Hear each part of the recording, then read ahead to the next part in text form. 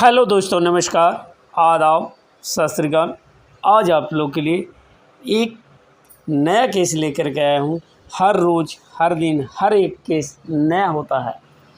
यह जो केस आप जो देख रहे हैं, ये यूट्राइन इन्फेक्शन का केस है, जो अक्सर पाचुरेशन के बाद देखने को मिलता है। यह आपको 1 हफ्ता के बाद, 7 दिन के बाद देखने को मिलता है, जिसे बहुत लोग इसे पाशना भी बोलते हैं या बोलते हैं कि बचदानी पक गया है। लेकिन यह जो है इन्फेक्शन है, यूट्राइन इन्फेक्शन है, जिसमें यह जो वीडियो में आप देख रहे हैं, ये पायोमेट्रा का केस है। ये आपको डायग्नोसिस करना है कि पायोमेट्रा का कलर क्या होता है, मेट्राइटिस का कलर क्या होता है, और पासना जो नॉर्मली गिरता है उसका कलर क्या होता है।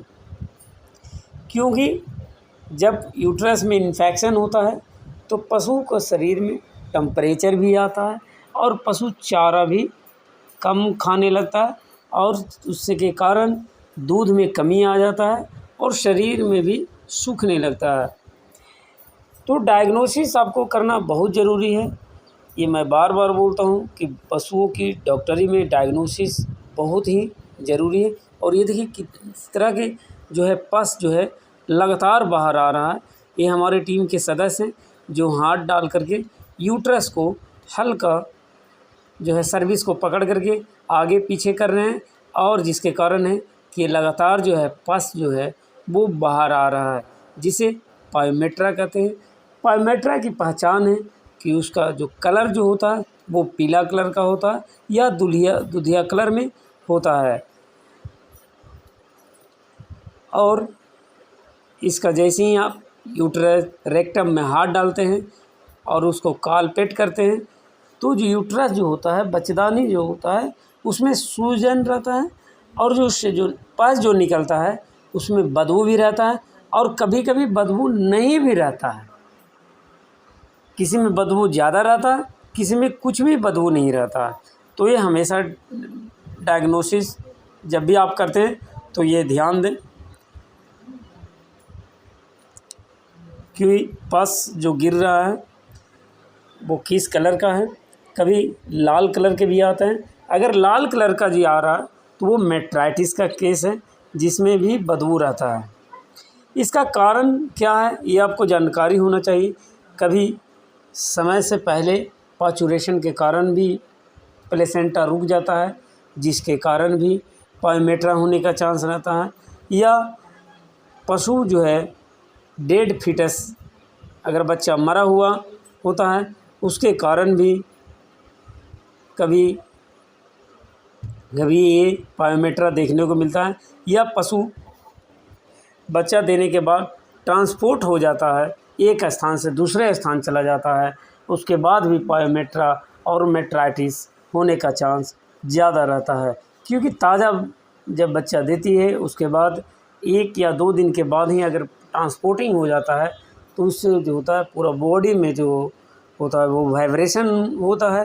क्योंकि गाड़ी पर जो होता है चलने के कारण यूट्रस वगैरह में जो सूखापन पड़ता है वो फिर ताज़ा हो जाता है, जो जख्म होते हैं, जिसके कारण भी पायोमेट्रा या मेट्राइटिस होने का चांसेस ज़्यादा रहता है।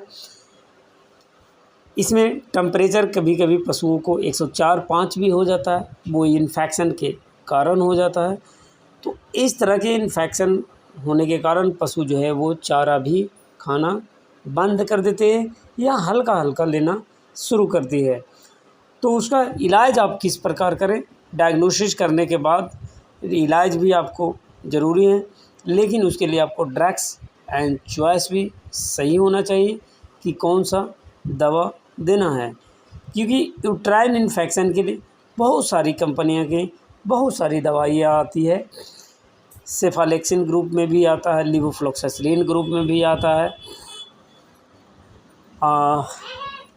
साथ में अभी मार्वोफ्लॉक्सासिलिन ग्रुप का भी, मॉक्सिफ्लॉक्सासिलिन ग्रुप का भी यूट्राइन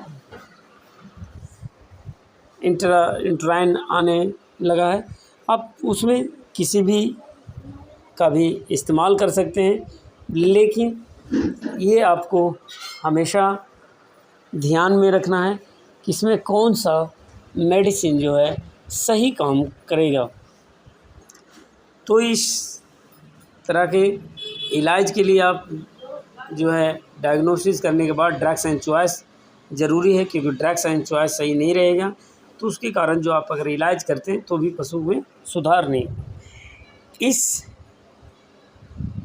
तरह की समस्या के समाधान के लिए आप अपने नज़दीकी और अनुभवी पशु चिकित्सक से ज़रूर संपर्क करें, ताकि अधिक से अधिक पशुओं को बीमारी को ठीक कर उसे बचाया जा सके।